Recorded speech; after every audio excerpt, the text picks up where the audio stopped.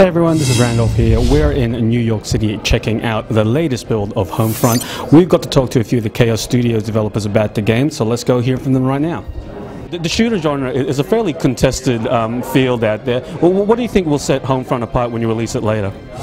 I think there's a few things. One of the big ones really is our premise and our setting. You know, the Occupation USA story. It's something that really hasn't been done in the way that we're doing it. It's a USA that you'll never have seen before. There's certainly some gameplay innovations. A lot of those are on the multiplayer side. Right now we're talking mostly about single player, but you know, we really wanted to create this what if scenario. What if the US was occupied? It's really not about saying this is going to happen. It's about saying what if it did happen. And inspirations that came from movies like Red Dawn and John Milius on the project really is kind of where this phrase that we go by, it's kind of the X for our world. It's called the familiar has become alien. So places you lived in, grew up, you know, shopped, that either as an American or as an international familiar with those places from TV and film.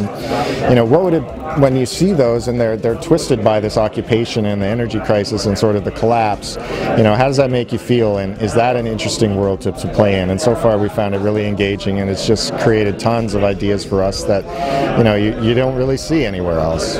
Now, of course, the whole situation with North Korea now gives it an eerie resonance, the game. How do you think the game will be received, you know, if things, you know, flare up over there?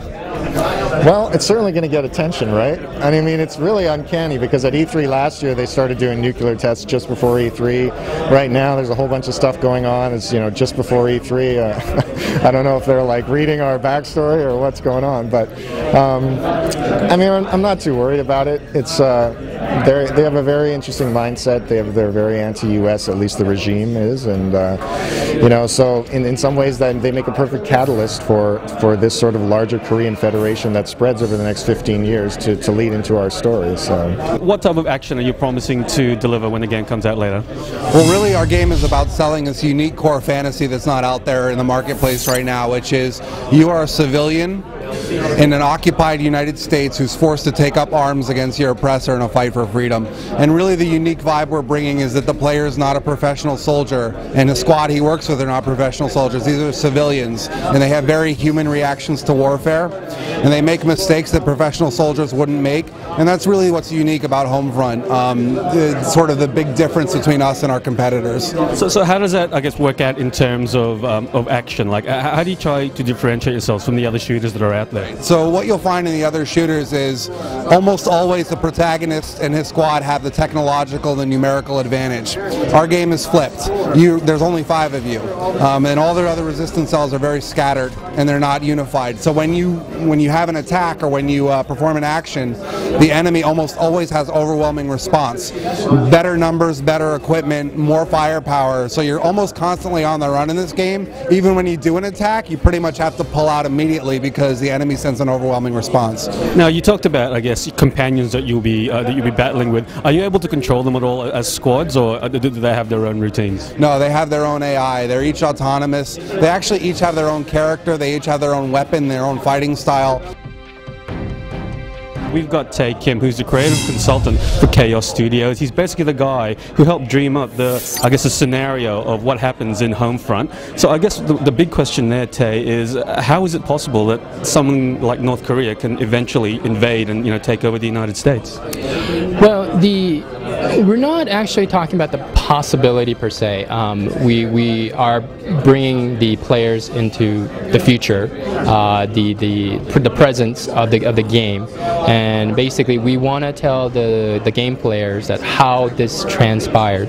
And so I think the THQ creative team and the Kaos creative team has created a very detailed and I would say plausible timeline of how the events transpire in next 15 to 17 years to bring you to the world of Homefront, of how a country that's kind of destitute eventually is able to mount a occupation force that lands in the United States, and during that process you have a very incremental power growth that North Korea goes through, via military and economic gains through occupying territory territories, unifying South Korea, taking over Japan, and having other Asian nations join them in a quasi-economic and military alliance, and basically launching a surprise attack against Hawaii and basically landing in the West Coast. Now, I guess one of the big names you brought on board is writer John Milius too, to help you, I guess, frame the